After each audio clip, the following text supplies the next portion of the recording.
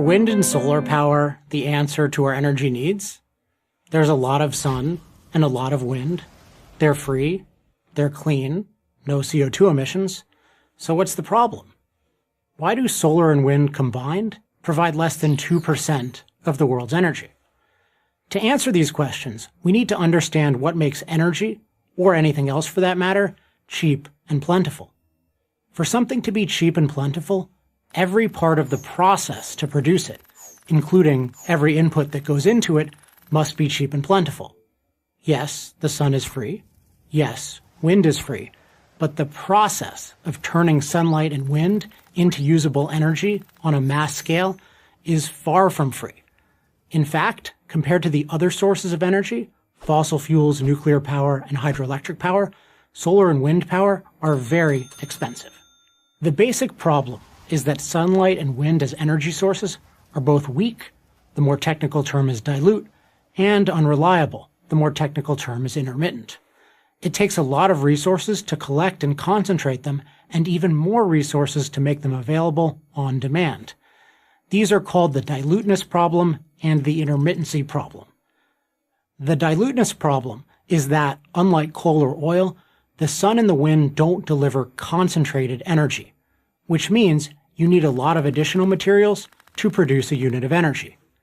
For solar power, such materials can include highly purified silicon, phosphorus, boron, and a dozen other complex compounds like titanium dioxide.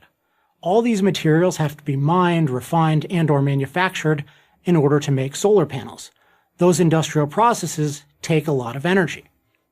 For wind, needed materials include high-performance compounds for turbine blades and the rare earth metal neodymium for lightweight specialty magnets, as well as the steel and concrete necessary to build structures, thousands of them as tall as skyscrapers. And as big a problem as diluteness is, it's nothing compared to the intermittency problem. This isn't exactly a newsflash, but the sun doesn't shine all the time, and the wind doesn't blow all the time. The only way for solar and wind to be truly useful would be if we could store them, so that they would be available when we needed them. You can store oil in a tank. Where do you store solar or wind energy? No such mass storage system exists. Which is why, in the entire world, there is not one real or proposed independent freestanding solar or wind power plant. All of them require backup.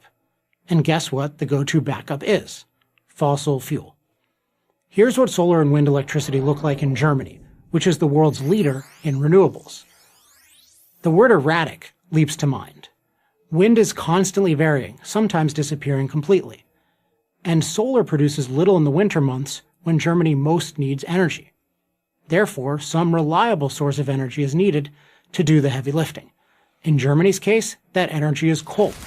So, while Germany has spent tens of billions of dollars to subsidize solar panels and windmills, fossil fuel use in that nation has not decreased. It's increased. And less than 10% of their total energy is generated by solar and wind. Furthermore, switching back and forth between solar and wind and coal to maintain a steady flow of energy is costly. Utility bills for the average German have gone up so dramatically that energy poverty has become a popular term to describe those who cannot pay, or who can barely pay, their electricity bills. If those bills one day go down, the reason will not be more solar and wind energy, but lower oil and coal prices.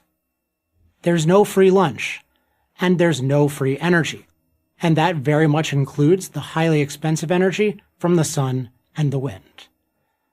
I'm Alex Epstein of the Center for Industrial Progress for Prager University.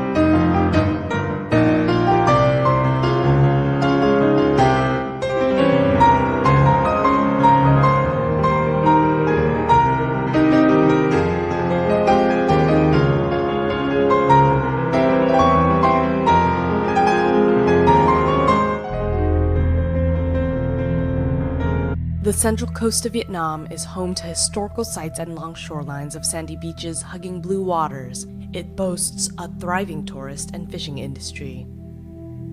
But this scenery has changed. Beginning early April 2016, local farmers in Ha Tinh, a province north of Hue, found their fish killed and dead fish washed ashore. Residents reported tons of dead marine life appearing on the beaches of several other provinces in Vietnam. The environmental damage is severe.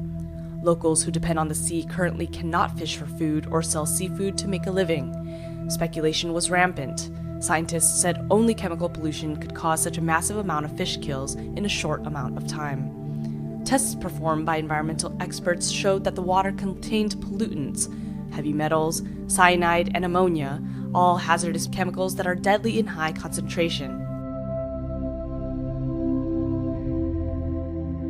Local fishermen reported that the pollution originated from a pipeline running from the Formosa Ha Tinh Steel Corporation into the sea.